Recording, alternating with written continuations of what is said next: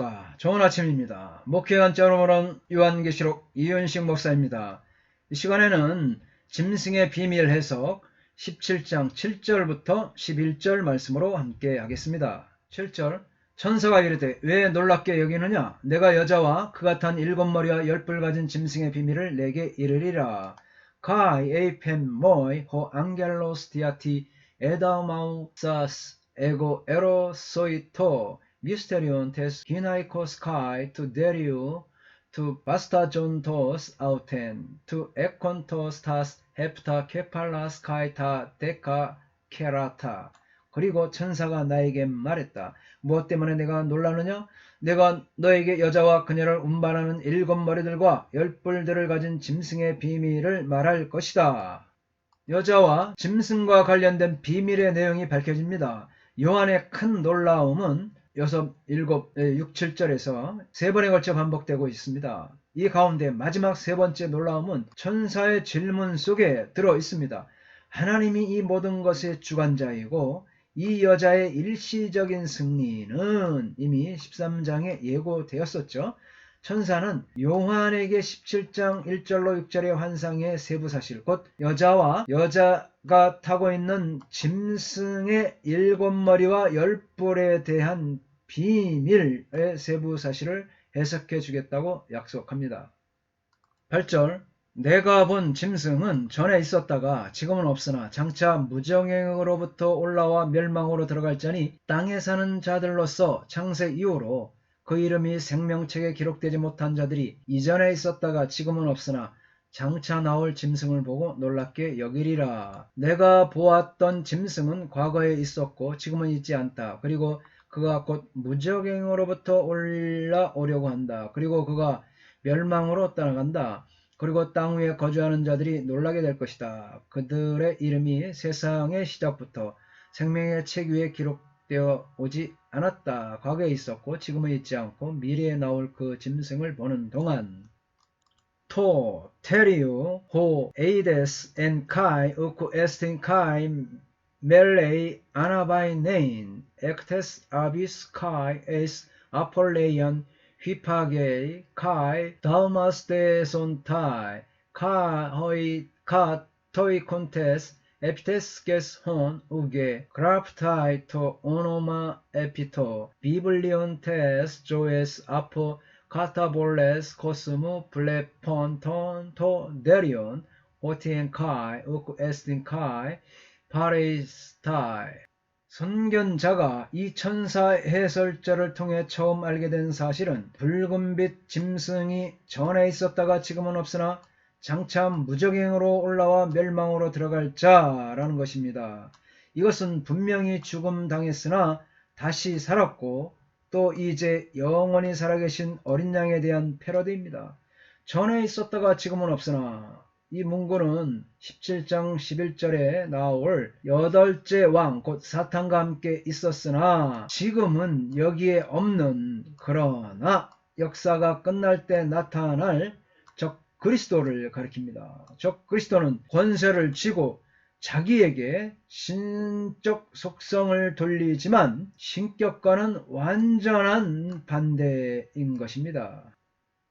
여기서 13장과 17장의 짐승의 이름을 보겠습니다. 13장에서 짐승의 이름. 그의 머리 하나가 상하여 죽게 된 것 같더니 그 죽게 되었던 상처가 나음에 처음 짐승에게 경배하게 하니 곧 죽게 되었던 상처가 나은 자니라. 칼에 상하였다가 살아난 짐승을 위하여 우상을 만들라 하더라. 그 다음에 17장을 보겠습니다. 17장에서의 짐승을 보면 전에 있었다가 지금은 없으나 장차 무적행으로부터 올라와 멸망으로 들어갈 자, 이전에 있었다가 지금은 없으나 장차 나올 짐승, 전에 있었다가 지금은 없어진 짐승. 이렇게 13장의 짐승과 17장의 짐승의 이름이 나오고 있습니다. 위의 도표에서 13장에서의 짐승의 이름은 죽음의 상태에서 살아난 상당히 신비한 능력을 가진 모습으로 드러납니다. 그런데 17장에서 짐승의 모습은 장차 멸망으로 들어가게 되는 무능력한 모습을 가진 것으로 묘사되고 있습니다. 이러한 차이는 각각의 문맥이 놓인, 본문이 놓인 문맥의 차이 때문입니다. 13장에서는 짐승을 언급한 목적이 짐승의 강력한 활동을 강조하려는 것이었지만 17장에서는 음녀 바벨론과 공동 운명체적인 짐승은 반드시 멸망하게 된다는 사실을 강조하려는 목적을 갖기 때문입니다. 짐승이 무정의 응으로부터 올라온다 이렇게 언급되는 본문은 세 번째 경우입니다. 11장 7절의 짐승은 두 짐승을 죽이기 위하여 무적행으로부터 올라오고 13장 1절에서도 이 거짓 삼위일체 일원이 되고 용의 싸움을 수행하기 위하여 바다에서 올라옵니다. 이것은 임박한 미래에 곧 일어날 것입니다. 적 그리스도는 역사가 끝날 때 마지막으로 출현하고 있는 것입니다. 그러나 짐승의 운명은 이미 정해져 있습니다. 짐승은 올라와 멸망으로 들어갈 것입니다. 할렐루야. 지금 짐승은 과거에 예수님께서 오시기 전까지는 마음대로 활동했으나 예수님께서 오신 이후로는 결박당한 상태에 있습니다. 그러나 예수님의 재림 때가 가까울 때 짐승은 마지막 발악을 벌이며 자신의 모든 힘을 교회 공동체를 공격하는 데 모을 것입니다. 그리고 이러한 공격은 마침내 성공하는 것으로 보일 것입니다. 이것이 바로 무정행으로부터 올라오는 것으로 묘사하는 의미입니다. 그러나 이러한 짐승의 활동은 오래가지 않습니다. 더 나아가 짐승의 재출혈은 그의 종말을 의미합니다. 왜냐하면 만왕의 왕이시며 만주의 주이신 어린 양이 그를 불과 유황이 타는 못에 던질 것이기 때문입니다. 할렐루야. 중요한 것은 짐승의 운명은 반드시 멸망하게 될 것입니다. 아멘.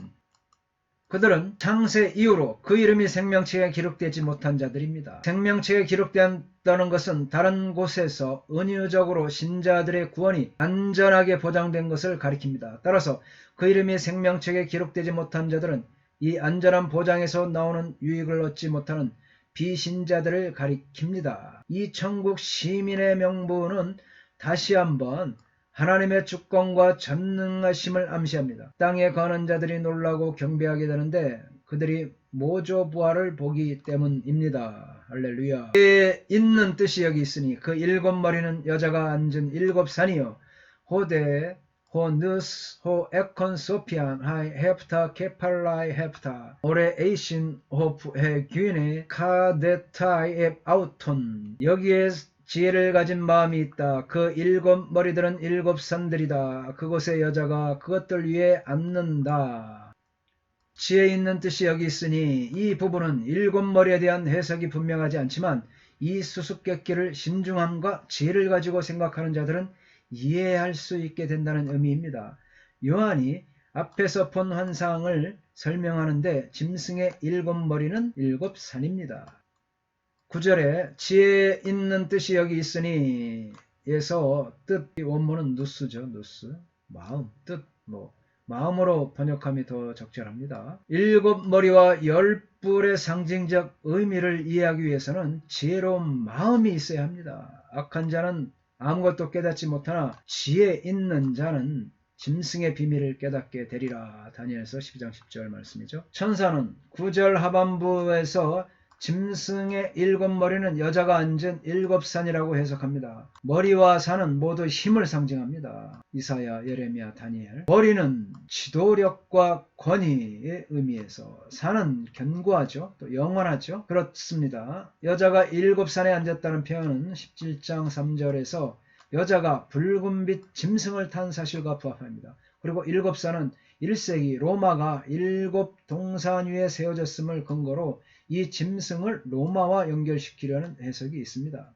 그러나 일곱 산을 로마 자체로 이해한다면 그 짐승을 타고 있는 음녀, 로마 제국을 상징하죠. 음녀의 의미와 중복이 됩니다. 일곱 머리를 일곱 왕으로 묘사한 것을 당대의 로마 황제들로 이해하기보다는 묵시적인 상징으로 봐야 된다. 전천년주의자 오스본 역시 일곱 산을 로마의 일곱 황제들과 동일시하는 것은 무리다. 여덟 번째 왕은 전에 있었다가 지금은 없는 17장 8절의 짐승으로 여기서 이 말이 다시 언급되는 것은 그의 모조 부활을 강조하기 위함이다. 그러니까 짐승이 예수님의 부활을 흉내냈다. 무천년주의자 빌은 요한 당시에 짐승의 화신은 로마 제국이었으며 로마 제국의 7 언덕이 요한이 7이라는 비유를 사용하도록 영향을 미친 것 가운데 하나였을 것이다. 그러나 이제 7 언덕은 요한이 7이라는 비유 개념을 사용하도록 영향을 미쳤다. 이런 의미죠. 1절 또 7 왕이라 5은 망하였고 하나는 있고 다른 하나는 아직 이르지 아니하였으나 이르면 반드시 잠시 동안 머무르리라. 파이 바실 레이스 헤프타 에이신 거의 펜테 에페산 호 헤이스 에스틴 호 알로스 우포 엘덴 카이 호탄 엘데 올리곤 아우톤 데이 메이나이. 그리고 그들은 7 왕들이다. 그 5은 멸망했다. 그 하나는 있다. 다른 자는 아직 오지 않았다. 그리고 그가 올 때 반드시 그를 잠시 머물도록 해야 한다.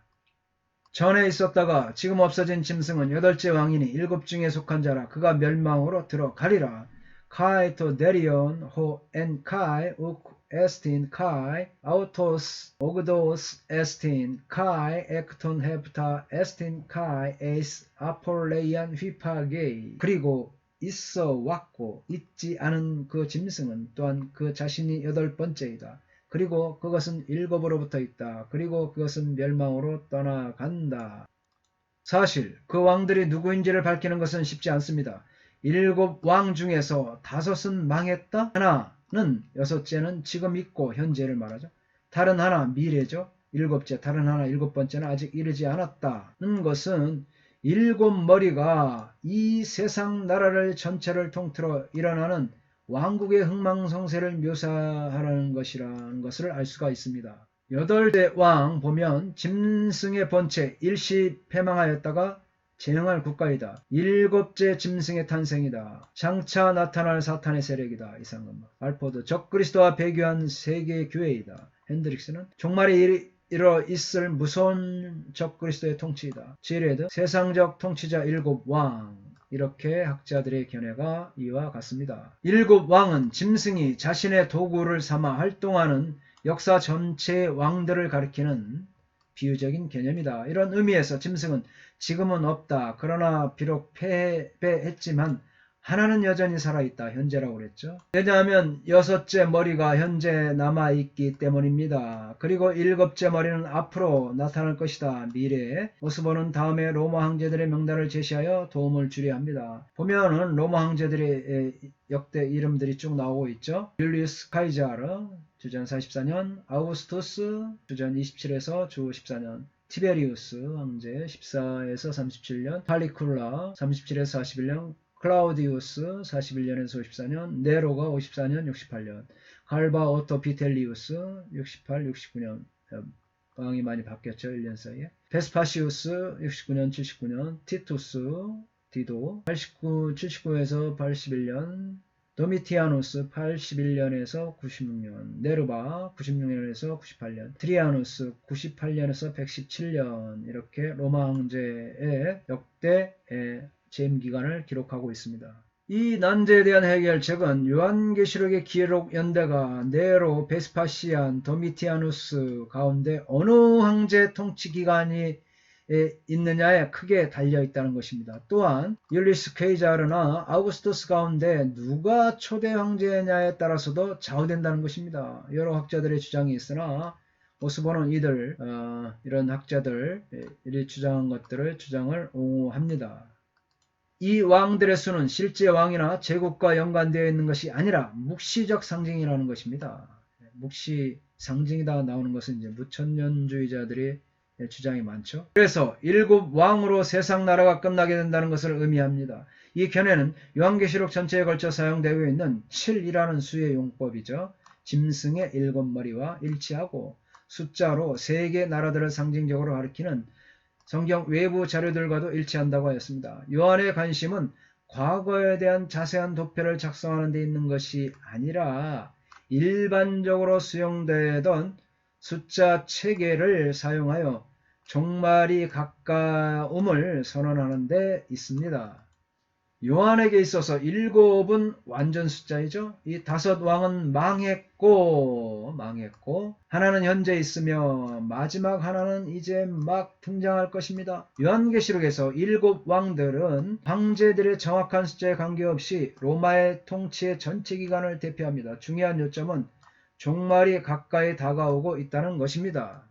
그러나 오스본은 전천년주의, 상징적 관점과 역사적 관점을 포함하여 5-1-1에서 7은 로마 황제들을 가리키고 요한과 그의 독자들은 당시 통치자들을 도미티아누스, 요한계시록 기록 연대를 기초로 했을 때 이 도미티아누스 황제를 전제로 하는데 이 수는 특정 황제들을 가리키는 것이 아니라 로마 제국의 폭정이 곧 끝나게 되고 짧은 기간 통치하는 7째 통치자에서 이 종말로 들어가는 한시적 현상임을 말한다. 따라서 이 짐승은 8째 황제로 요한계시록이 기록될 당시에는 아직 등장하지 않았다. 이렇게 전천년주의자 오스본은 주장합니다. 이 적그리스도는 7 중에 속해 있는데 그것은 하나님을 반대하는 7 왕의 일을 따르고 하나님의 백성들을 박해할 것이라는 의미에서 그렇습니다.